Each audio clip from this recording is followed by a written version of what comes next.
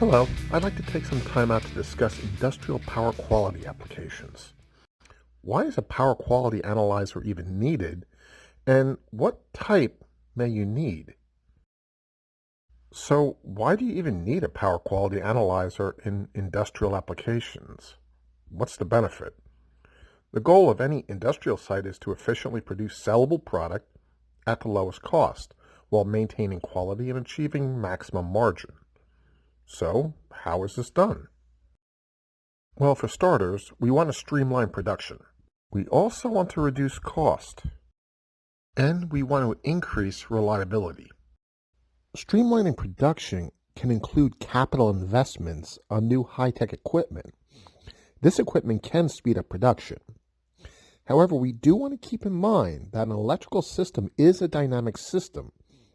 When a new piece of equipment is added to that system, it's not only the new equipment that can be affected by that system, but the new equipment can affect the electrical system. Advanced equipment can be susceptible not only to voltage dips and voltage swells, but also transients, harmonics, and interharmonics, and that's just to name a few. The new equipment can also cause power quality issues that can affect other equipment. High-speed manufacturing equipment will also produce high-speed switching. Variable frequency drives save power, but they also produce harmonics. New equipment can also change the inductance on a system that can lead to power factor issues, which can cause power factor penalties. This is why it's imperative to perform a power quality analysis before and after a new piece of equipment is installed. Perform the test before installing the equipment to verify power quality is within the recommended standards. Perform the test after installation of the equipment to verify the power quality is still within recommended standards. Investing in capital equipment to improve production is useless if it causes more problems. Manufacturing managers have a battle to reduce overhead costs. The reason's obvious. High manufacturing overhead has a dramatic effect on profit and competitiveness. Average burden rates, this is the ratio of overhead cost to direct labor costs, are 150% to 250%, with some plants burden rates as high as 1,000%. So how is cost and overhead reduced? The issue with overhead reduction is how it's done. It's often in response to poor earnings and provides short-lived savings. Overhead reductions can include cuts to activities like training programs, advertising, maintenance, or overtime pay. These cuts are usually restored after the crisis has passed, so the savings tend to be short-lived. This ignores long-term cost-saving potential. In addition, employees will perceive such actions as unfair and arbitrary. They can end up overburdened, which causes frustration and can lead to a demoralized workforce. So where can long-term cost savings occur? Now, direct labor can be reduced by adding automation. However, as mentioned previously, this must be done with caution as to not cause power quality issues or be affected by power quality issues. In addition, automation can reduce direct labor costs, but may very well increase overhead costs, since they may require more skilled maintenance. A large portion of overhead facilities cost is the electricity used to operate the factory equipment, as well as the depreciation on factory equipment. And maintenance. Reducing energy costs is a long-term overhead reduction that can be beneficial to both management and labor. Performing annual energy audits is a way to determine where you can save the energy. Industrial energy is used based on demand rate. A distribution demand charge applies to both commercial and industrial entities that pay time of use rates or have certain bill sizes.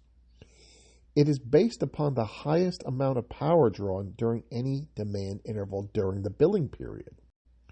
The more electricity you request during peak periods, the higher your demand charge can be. Demand charges can comprise between 30 and 70% of a company's electrical bill. This interval can be based on a 15-minute fixed interval, but not always. For example, the interval can be 30 minutes, or they can be fixed or sliding intervals. Most meters don't allow you the flexibility to match your revenue meter's aggregation rate. MPQ does allow this. Without this, you don't get the proper answer and cannot perform an adequate energy audit. Now, savings can be made by reducing heating and cooling, as well as changing to more efficient lighting systems. This can also be beneficial to employees' well-being. Poor lighting or flickering lighting can cause irritations and distractions. Many power quality analyzers measure flicker, but this only applies to incandescent lighting. You also need to be able to measure rapid voltage change, as well as harmonics and interharmonics. This is needed in order to diagnose lighting issues in other types of lighting systems, such as fluorescent and LED. Power factor penalties. When equipment is starting up, it'll often add an inductive load to the system. This will cause phase shifts that will lower the power factor. When the power factor drops too low, you can incur power factor penalties from your utility. These are costs that can be easily avoided by annual energy analysis. Often, in an attempt to reduce overhead, maintenance is cut. It may be moved to a third-party contractor, or it may be reduced entirely. When maintenance is reduced, so is reliability. How much will it cost if production shuts down? How much does it cost per minute? And this brings us to our third item, reliability. The less reliable the production, the less revenue is generated. This is why an annual power quality analysis is essential. This can be thought of as a doctor's appointment. Is it cheaper to have an annual checkup and address issues early, or have an emergency trip to the hospital? If you're not performing an annual power quality checkup, then it's just a matter of time. It could be days, it could be years, but it will happen. And what will that cost? In addition, a depreciation is assigned to factory equipment.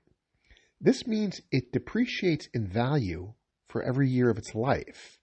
Now, this assumes a lifespan for that equipment. If equipment's not properly maintained, then it will have a reduced lifespan. Power quality issues such as swells and transients break down insulation. Harmonics generate heat in systems, vibrations in motors, timing errors, as well as controller failures. And of course, voltage dips can cause equipment to go offline. And there's also unbalance that can generate heating effects in motors. All these items contribute to lower lifespan. So it all comes down to return on investment. You can always buy a bargain PQ analyzer. It will record basic power quality, but supports no advanced features. So why pay the extra money? It's simple. The less smarts in the analyzer, the more power quality expertise is needed by the end user. For example, if you're examining a power quality complaint, do you know how to program the instrument? Do you know what you're looking for? If the answer is no, then that bargain piece of equipment is just a waste of money. With the MPQ, you do not need to know everything. You simply connect the MPQ. It tells you if you're connected correctly. Have you ever connected a unit incorrectly? If so, then you know all your power and energy data you collect is wrong. The MPQ sets up its own limits based on standards. If you set them and you set them wrong, you will miss the critical data. That makes the whole recording a waste of time. And after you get the data, you need to analyze it. How long does this take? The MPQ does this automatically. So how much time does this save each and every time you use the instrument? No need for contractors, no need for wasted time, no need for wasted money. So, how do you use a smart analyzer? Simply connect the analyzer, select the desired setup or configuration. There's no need to create setup files unless you want to. Set your CT range on your 4-range CT. Press the button and start recording. The MPQ analyzer will automatically identify the selected range on the connected current clamps. It'll let you know if it's connected incorrectly, and the MPQ analyzer will now measure the line voltage and frequency and automatically set up all its event limits. The MPQ then starts recording. It will record all power and energy parameters, all PQ parameters, all PQ events. It will record all event waveforms, and even record timed waveforms like a recording scope. It records everything at the same time, so you will not miss a thing. Then we have an automated data analysis. The auto data analysis allows you to analyze the recorded data based on templates. Just select your desired template. It can be a standard IEC 6150 test, it can be an IEEE 1159 or 519 analysis, or you can create your own template based on your own requirements. The software then automatically analyzes the data. It'll let you know what parameters pass and which ones fail. If there's a single standard you always use, then you can select that as the preferred template. Simply select the data file, then click on the Preferred Analysis button. And just like that, you get your automated analysis. You then can create a data analysis report in seconds. The report will also include a subimage chart. This allows you to view all recorded events and see which ones could be causing computer or controller problems. The MPQ is an instrument no industrial site should be without. The built-in intelligence will allow you to take control of your facility's maintenance. It will allow you to increase reliability and decrease cost. Thank you for your time and have a great day.